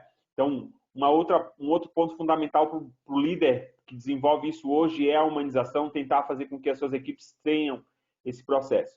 E olha, não tem melhor forma de tentar hoje repor o seu profissional com aquilo que está disponível no mercado de trabalho. A gente não consegue, né, fazer com que você tenha aí profissionais qualificados. Não vamos ter tantos enfermeiros raiz para fazer essa assistência, não vai ter técnico de enfermagem. Então, hoje, dentro da realidade de cada um, você precisa adequar o que é ideal dentro da sua realidade, buscando com que a sua equipe que esteja lá na assistência, ela possa capacitar esse profissional, porque senão a gente não consegue, né? Eu ainda não tive a experiência também dentro da área da enfermagem de pegar esses recém-formados do Brasil Conta Comigo.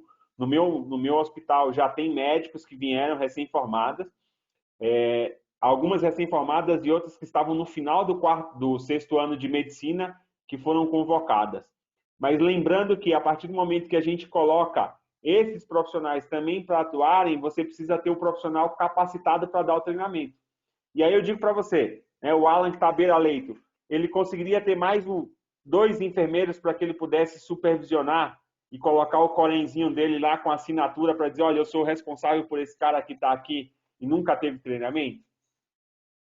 É uma questão que eu me questiono e eu não digo que nós temos segurança para isso hoje com a formação que nós temos para a enfermagem. Uma questão importante de trabalharmos é sempre a questão da... Eu acho que hoje em dia a gente está muito mais claro para a gente que a gente precisa dar ao graduando o conhecimento básico do cuidado ao paciente crítico, né? Será que os nossos enfermeiros estão saindo das universidades com essa base de conhecimento? Não precisa ser um conhecimento de especialista, não precisa ser um conhecimento aprofundado, mas com a base do conhecimento para saber cuidar de um doente gravemente enfermo, né? Então fica também para reflexão e para modificações possíveis até dos currículos de graduação, né? Depois dessa pandemia aí, né? As contribuições que vão vir. Eu peço mil desculpas, mas infelizmente eu vou precisar sair aqui da explanação e agradeço aí mais uma vez ao Silvio, a Andréia e aos meus colegas aí, o Tony e o James, por ter passado esse tempo aqui com vocês e a oportunidade, hein? Grande Alan, obrigado, querido. Prazer enorme. Obrigada, Alan. Dividido com vocês. Boa noite. Obrigado. Só para uma colaboração aí na questão da educação permanente, nessa questão, por ser um hospital escola, a gente tem residência lá também, né? E um grupo que tem colaborado bastante com a gente, não podia deixar de mencionar, é o grupo dos residentes de enfermagem, também tem colaborado bastante com a gente nesses treinamentos. São profissionais assim, bastante, já estão com a gente há algum tempo. E a gente já vinha o hospital, a gente já vinha com um projeto lá de trainee.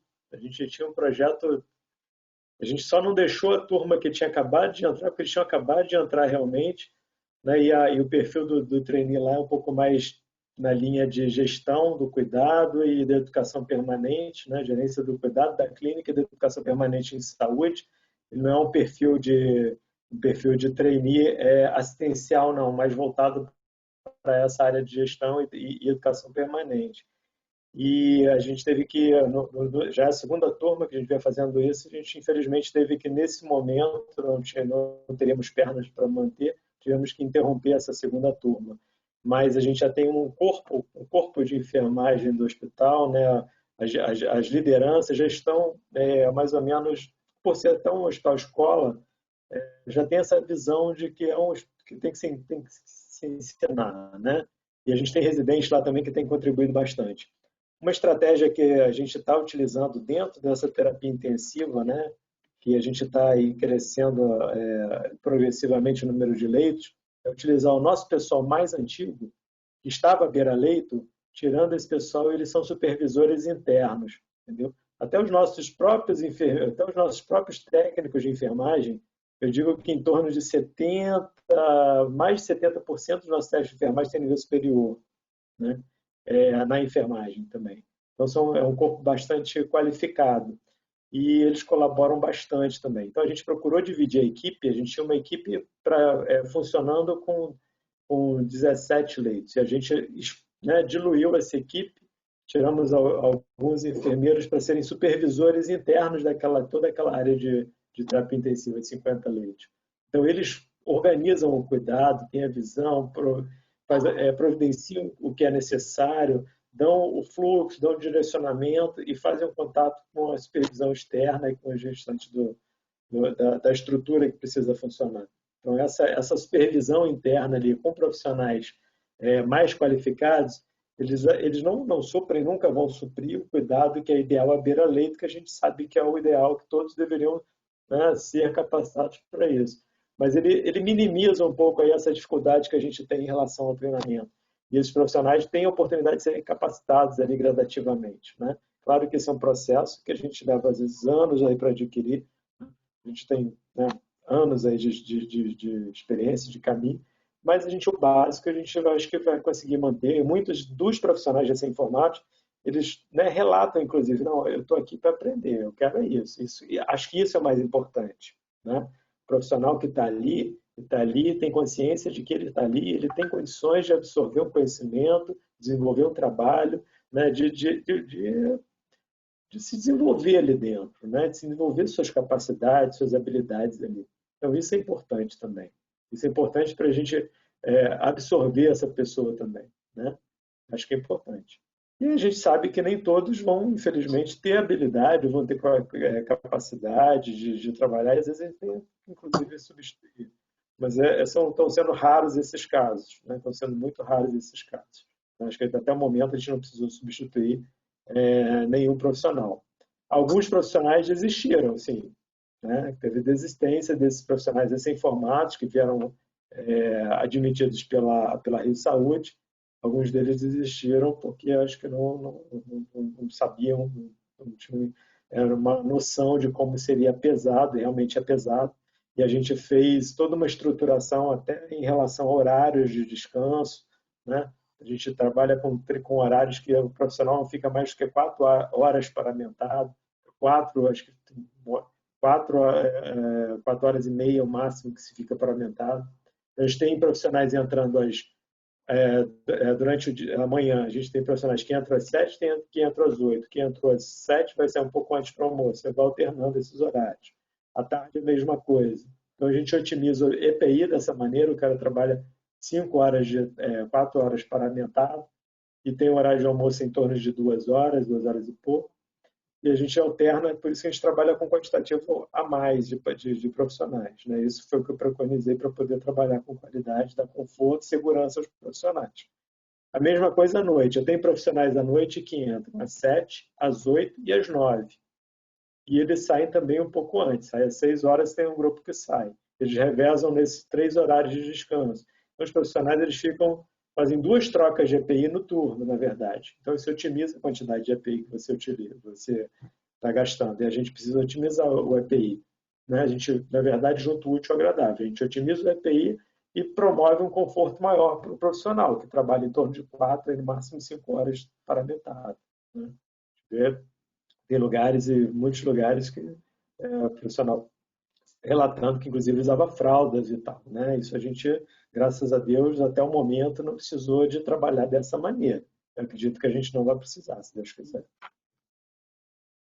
Eu acho importante isso, realmente, assim, as pessoas que já trabalham na instituição ser facilitadores, né?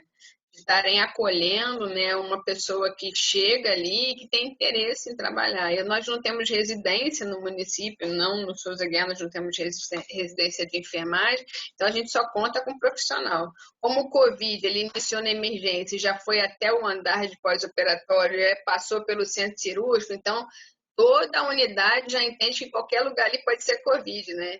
Então eles são convidados, né, à força, pelo Covid, a interagir com os outros profissionais e com os pacientes, né? Então, assim, todos têm que estar preocupados, até porque muitas pessoas ficaram sintomáticas, nós tivemos profissionais que optaram, né, dentro da instituição, dentro com a gente, né, que entraram pela emergência e optaram com a gente. Então, assim, eu acho que isso acabou mobilizando também, né, esses profissionais que às vezes são raízes, né, ou porque estão muito tempo, mas não têm incorporado a sua ação, né, sua atitude na prática, né?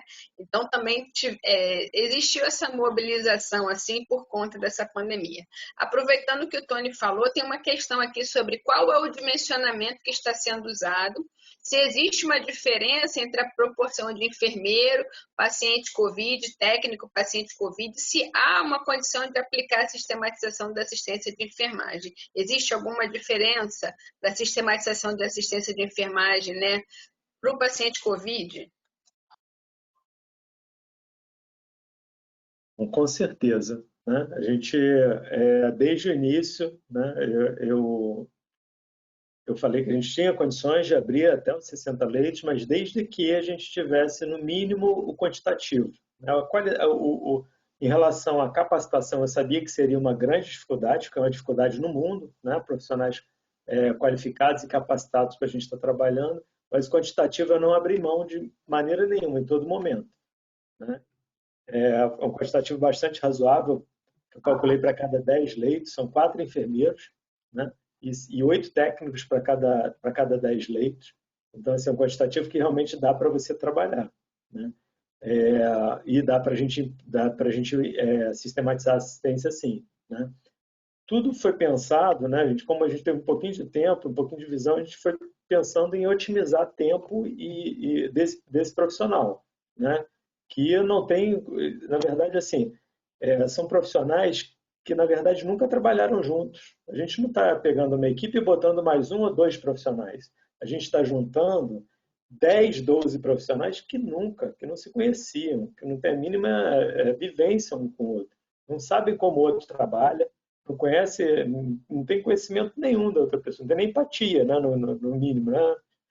E isso vai acontecendo com o tempo, claro. Né?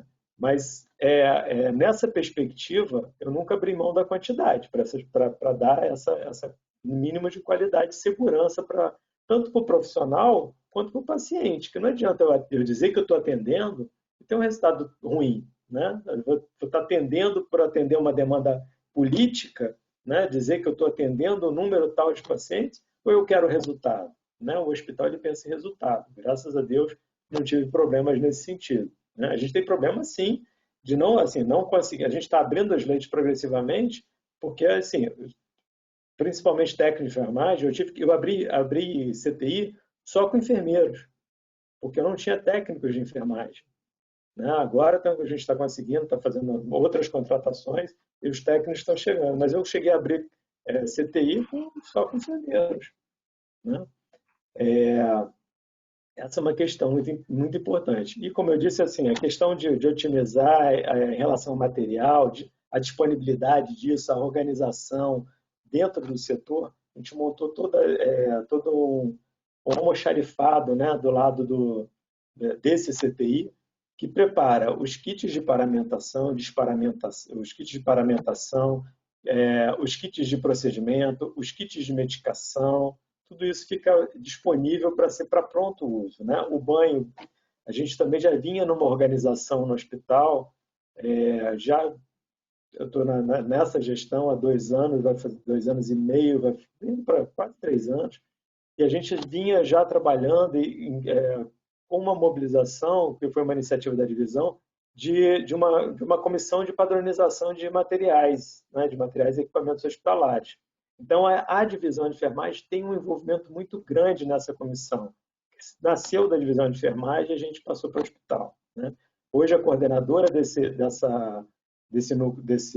da comissão de padronização é uma enfermeira, minha assistente técnica de materiais, equipamentos e insumos. Ela é assessora da divisão de enfermagem. Ela coordena a comissão de padronização. Então, a gente qualifica esse material, a gente opina muito nesse material. Então, assim, a gente já estava incluída na nossa grade a questão do lenço umedecido para higienização, da touca de cabelo para higienização, desse tipo de material. A gente vem trabalhando na melhora desse material progressivamente. E é muito importante que a enfermagem se envolva nessa questão de material. A enfermagem ela se envolve em tudo, né? É uma coisa, né, gente? Né? A gente se envolve no processo de rouparia do hospital, né? Em tudo, né? A gente se envolve em tudo. Mas é importante. No que influencia na nossa assistência, a gente tem que se envolver. A gestão tem que se envolver. Né? Bom, eu não sei se eu respondi aí a questão.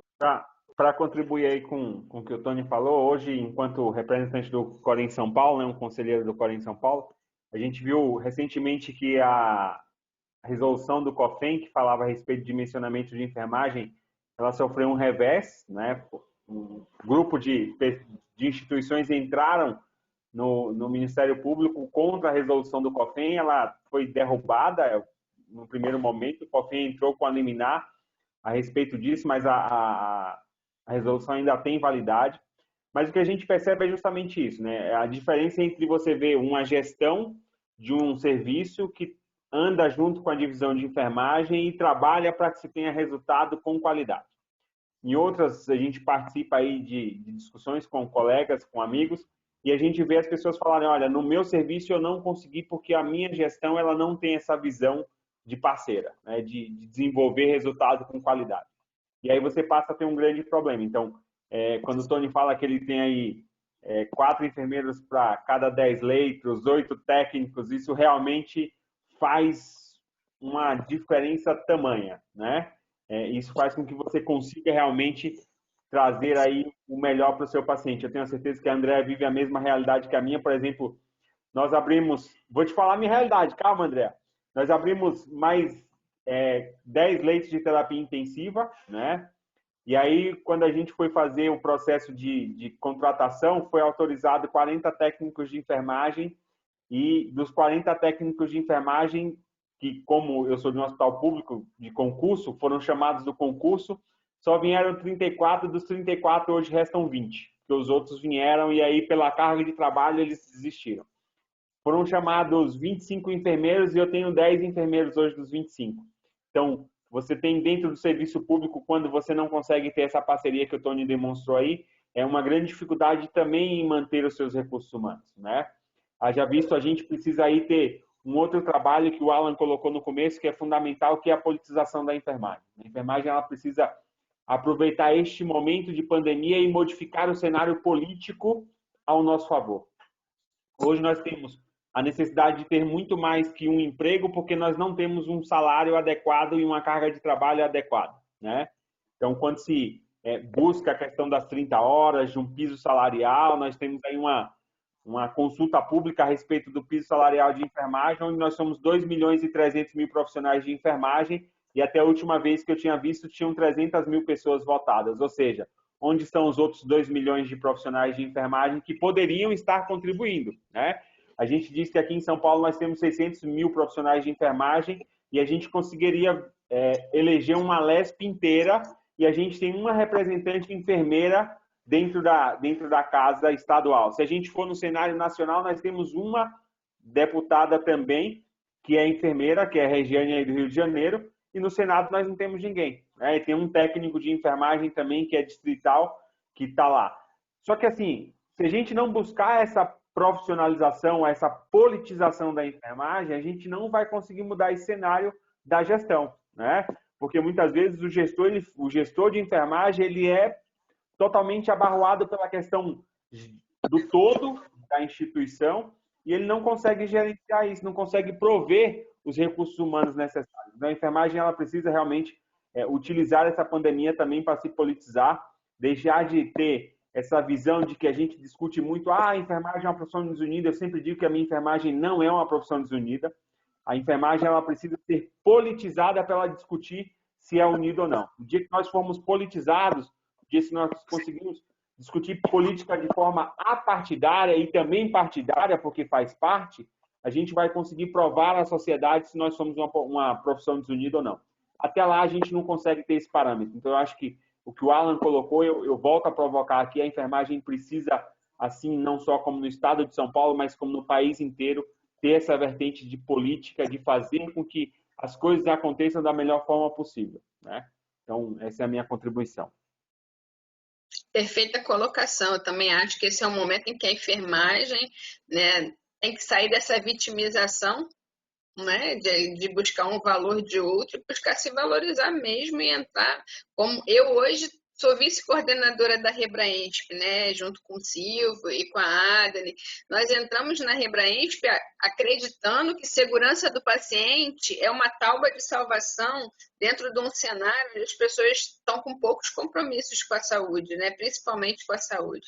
Então, a gente entende que essa questão de segurança do paciente perpassa por todos os cuidados mínimos que nós aprendemos e muitas das vezes não praticamos, né? Então, assim, aqui as pessoas estão querendo o seu manual, Tony. O seu manual ele tem que virar um livro para ser publicado, que as pessoas querem esse manual por conta dessa organização, né, de conseguirem palpar essa questão, porque é um grande desafio, né, você ter pessoas inexperientes, ser um líder diferenciado nesse momento Covid, porque a gente tem, como o James falou, a questão do medo do profissional, de assistir o paciente Covid e ser o próximo a estar na cama, né? A questão do compromisso mesmo assistencial, além de dar medicação, fazer curativo, banho no leito, né? Porque esse paciente Covid ele exige muito mais do que isso.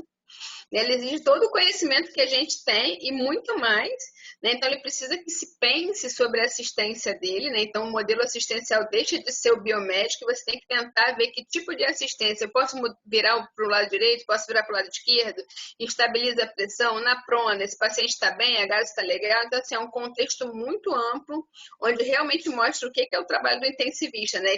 Você não consegue nem sentar, né? Nem ir ao banheiro. Então, assim, a formulação, né, dos seus horários para a enfermagem é uma valorização, onde essa equipe vai estar mais próspera, né, a conseguir contribuir para a assistência desse paciente, né? A minha realidade é, como o James falou, dentro da assistência pública, nós não conseguimos RH, e o que consegue sai, né, porque é concurso que demorou a chamar e o cara não está mais afim, já arrumou outro, né? Então a gente não consegue um RH, mas a gente tem que estar sempre próximo desse profissional, tentando estimular, né? E a gestão realmente muitas vezes não é nada parceira. Pelo contrário, né? Ela rema contra. E aí depois que tem um problema, que saiu no Ministério Público no jornal, aí resolve entender o que a enfermagem tentou falar para prevenir isso, né? Porque ninguém quer ficar se expondo, nós queremos o melhor para os dois lados, né? Então, realmente é uma condição que a enfermagem precisa mesmo se politizar, ter mais conhecimento sobre as coisas, as diretrizes curriculares realmente têm que mudar, porque essa enfermagem ela não pode aprender técnicas, né, sem entender de fato para que elas são aplicadas, né? Então, assim, eu acredito muito que depois desse momento, a Renata e a Andressa também falaram, né, rever as diretrizes curriculares, né, para saber como está sendo formado esse enfermeiro, para ele ser um bom líder, como tem várias perguntas aqui, as pessoas querem uma fórmula assim mágica de como ser um líder efetivo aqui nessa condição Covid. Eu já sou uma líder há um tempão e nessa situação eu me vi assim, sem saber como segurar essa enfermagem, que todo mundo queria fugir da assistência. Ninguém queria ficar no CTI Covid, né? Então, assim, como segurar as pessoas para isso, né? Também fiquei nessa situação. Pode falar. André, eu acho que o principal, né, como você já foi até dito, é a empatia, né? Eu sou assistencial ainda, eu dou plantão, às vezes eu saio do plantão e vou para o fundão. Eu tenho essa visão. Minha esposa é enfermeira também, foi contaminada, teve Covid. A nossa filha está afastada da gente há quase 40 dias, quase 2 meses, né? Está isolada com os meus pais no interior, né? Do Cabo. Então, assim, eu sei muito bem o que é o medo que o profissional tem. É o medo que eu tenho, né? De contaminar, por exemplo, a minha família. O medo que o profissional tem, muitas vezes, não é nem de adoecer. Às vezes ele é até um pouco mais jovem e tal, acha que não vai ter nenhum problema, mas não tem tanto medo. Mas o medo dele é levar para casa, levar para o pai, levar para os pais, levar para os filhos. Esse é o grande medo do profissional. Então, foi uma questão que eu sempre preconizei, foi a questão da estrutura que a gente já está atendendo. A estrutura hoje de Covid é melhor do que a estrutura do resto do hospital, entendeu? Não tem dúvida disso, ela está melhor do que o restante do hospital. Inclusive, meus profissionais, que não são da área Covid, estão me cobrando. Vem cá, quando é que vai chegar a nossa beliche também lá e tal, nosso colchão? Hoje a gente recebeu 100 colchões lá que a gente pediu para o restante do hospital, nas beliches chegam na sexta-feira, o pessoal está me cobrando, né? Essa estrutura para o restante. Mas eu acho que o principal é ter empatia. Eu acho que se a gente se coloca no lugar do profissional, e eu, na verdade, eu estou nesse lugar porque eu sou intensivista também, minha esposa também, eu vivencio isso no dia a dia, né? Vivencio o distanciamento social da minha filha, dos meus filhos, eu tenho 3 filhos, na verdade dos 3, né? Dos meus pais, coisa que a gente... Né? É uma coisa que a gente está vivenciando, cara. E não tem assim, a gente está sem prazo para a resolução disso, né? A gente não tem ainda uma perspectiva, a gente tem luz no final do túnel, mas ainda não tem uma previsão disso, né? A gente sabe que vai sair uma vacina, qualquer hora vai ter um tratamento mais efetivo. Isso a gente, né, tem essa confiança de que isso vai acontecer. Mas, nesse momento, o medo maior do profissional é dele se contaminar e dele levar contaminação para o seu familiar, né? Principalmente levar contaminação para o seu familiar. Então, acho que é isso que o líder tem que pensar, né? Pensar que, assim, pô, tem dia que esse cara está realmente estressado, tem dia que ele está com medo, realmente está com medo, tem dia que, entendeu? Essas coisas acontecem e a gente vai ter que lidar com isso, né? A gente lida com isso. Eu lido com isso, né? Eu acho que essa maneira da gente pensar. Quanto o manual, ele está disponível na página do hospital, na página do HU. Tem um link lá que é só de Covid, que tem todo o material que foi produzido, não só pela enfermagem, por todas as outras clínicas, o material que foi produzido pela equipe multiprofissional, em parceria.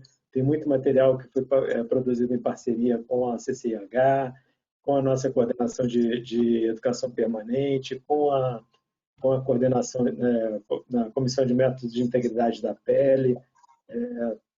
Todos foram parceiros. Essa parceria tem acontecido com a Escola de Enfermagem também, tem feito vários trabalhos junto com a gente, tem sido parceiros. Então, isso está disponível lá, eu já disponibilizei na internet, mas tem disponível na página do hospital, ou vários outros materiais também. E a vontade, a intenção é essa mesmo, a gente difundir aí um pouquinho dessa estrutura que a gente acha que é razoável para poder. A gente também já está na versão 2, a gente está atualizando, assim como a doença vai mudando, a gente, né, vai conhecendo melhor e vai dando uma possibilidade melhor, a gente vai atualizando também o material. Isso é muito dinâmico, na verdade, o tempo todo, né? A gente viu, começou utilizando a EPI de uma maneira, começou preconizando a EPI de uma maneira, teve que evoluir, teve que mudar e alterar, e a gente começou com quarto de isolamento e a gente passou para coorte de isolamento. Então, assim, a doença está evoluindo, a gente está aprendendo a lidar com ela e cada dia tem uma coisa nova para a gente poder estar discutindo, acrescentando, e esses momentos como esses aí, foi excelente, assim, a discussão está excelente, a gente está aprendendo aqui aprendi com o Alan, com James. Então, assim, aprendendo com você, com todo mundo, né? Com as perguntas que estão levando a essas discussões, eu acho que a gente tem que estar aprendendo o tempo todo. Isso é bem, bem relevante mesmo, a gente podia fazer isso mais vezes, que isso é bem legal. Inclusive, assim, ajuda a gente a falar um pouco, que a gente fica muito agoniado, assim, às vezes a gente fica muito tenso, né, o tempo todo, só vivenciando isso, a gente acorda no meio da noite pensando. Às vezes falar um pouco assim ajuda a gente também, né? A gente está vivenciando isso o tempo todo. É verdade, eu vivi muitos momentos de angústia, muitos, agora está um pouquinho melhor, mas assim, a cada momento que você respira, você tem mais uma questão, né? O que eu vou pensar mais sobre isso, o que eu posso fazer? Pensar em como agir com o paciente na enfermaria, Covid, antes dele vir muito grave para o CTI, eu não consegui pronar o paciente, porque ele chegou numa gravidade tão grande que eu não consigo esse tempo, né? Então, realmente pensar cada vez mais em como a gente pode contribuir e dizer para essa enfermagem que ela tem um amplo cenário, né? Que ela não tem um cenário só da prática assistencial, mas ela tem o cenário das pesquisas, ela tem o cenário de montar protocolos, ela tem o cenário de discutir N situações, pareceres, né? Produtos, protocolos, tudo isso que tem da assistência, o quanto que essa enfermagem, né, ela vai na rouparia, né, ela vai na manutenção e discutir, então, assim, o quanto de cenário essa enfermagem está inserida e ela mesma não se valoriza enquanto isso, né? Então, isso realmente é um momento muito ruim, mas é um momento de muito crescimento, né? Então, eu espero que as pessoas aproveitem para entender esse crescimento, às vezes com dor, né? Mas que entendam, né, sua posição. Né? Então, acho isso muito importante também. Eu sou muito grato por assim, o Silvio conseguiu aqui botar no link, né? O link é do seu material aqui. Ele colocou aqui para as pessoas terem acesso. Então, no chat está o link do material lá do Hospital Universitário Clementino Fraga. Legal. Eu sou muito grato, Andréia, Sou muito grato por trabalhar em uma instituição que dê esse valor, entendeu? Que a gente tenha, na verdade, por ser um hospital-escola também, né? E a alta gestão valoriza bastante o nosso trabalho, né? E por ser também uma divisão, né? A gente, assim, a estrutura organizacional do hospital, ela é bem horizontalizada, né? Ela tem a gestão, a alta gestão, o diretor do hospital, e a gente tem as outras divisões no mesmo nível. Então, a divisão médica, divisão de enfermagem, divisão de apoio assistencial, divisão da parte administrativa, de estrutura, né? De finanças, de engenharia, todas têm a mesma nivelação. E a gente trabalha em parceria, a gente trabalha com respeito. Isso é gratificante. É verdade. Mais alguma coisa para acrescentar aí, James? Estamos nessa pedreira aí, né? A gente vai correndo atrás aí de ficar igual o Tony. O Tony colocou essa questão da utilização do material, eu acho que isso é fundamental. Ele colocou uma coisa que é muito importante: utilizar o material que é produzido, ele faz com que a gente ganhe tempo. A gente só precisa lembrar que nesse processo que ninguém inventa a roda. Hoje a gente aprendeu a trocar a roda com o carro andando, isso ajuda muito quando a gente pega um material como esse do Tony. O ideal é adequar isso à sua realidade, né? Não fazer justamente, ele fez, é perfeito e serve para mim também. Não, ele precisa ser adequado à sua realidade para que ele trabalhe da melhor forma possível a seu favor, né? E para isso a gente precisa realmente ter uma mente pensante. Estou vendo aí que a gente está chegando para as 22 horas, como a gente tinha preconizado, então vou já direcionando aqui minha fala para o final. Gostaria de agradecer ao convite do núcleo da Hebraensp, né? Eu acho que esse é um papel fundamental da enfermagem. A Andrea colocou muito bem, nós hoje não somos só assistenciais, não somos gerenciais, não somos educação. A enfermagem hoje ela está entranhada em qualquer uma das áreas que ela queira. A gente tem desenvolvido isso muito, né? 2020 é o ano da enfermagem, sim, não é o ano do Covid. Nós fomos estabelecidos dessa forma e eu sempre digo que a gente, para ir para frente, não precisa nem dar um passo para trás para pegar impulso. A gente vai para frente da melhor forma possível. E certamente a gente vai chegar aí ao final de 2020 tendo um cenário totalmente diferente para a nossa profissão. Mas para isso a gente precisa voltar de novo àquilo que eu já falei da politização. A gente precisa saber que a enfermagem é uma profissão que precisa ser diferenciada no seu todo. A gente precisa buscar isso. Não espere isso que venha do outro. Faça com que brote de você. Você que precisa promover essa transformação diária, né? Nós aprendemos isso, estamos aprendendo aí com a situação extremamente difícil. Eu tenho absoluta certeza que a gente consegue fazer essa perspectiva. Florence fez isso há 2 centenários, né? São 200 anos aí de trabalho que ela fez e ela provou que coisas muito simples fazem grande diferença. Se ela não tivesse nos dito a importância de visitar os nossos doentes beira-leito, e isso o enfermeiro intensivista faz muito bem, se a gente não guardasse muito bem o princípio de lavar as mãos e separar os doentes críticos dos não críticos, a gente não teria chegado aonde a gente está. Isso é um princípio para a gente continuar aplicando certamente para o futuro, né?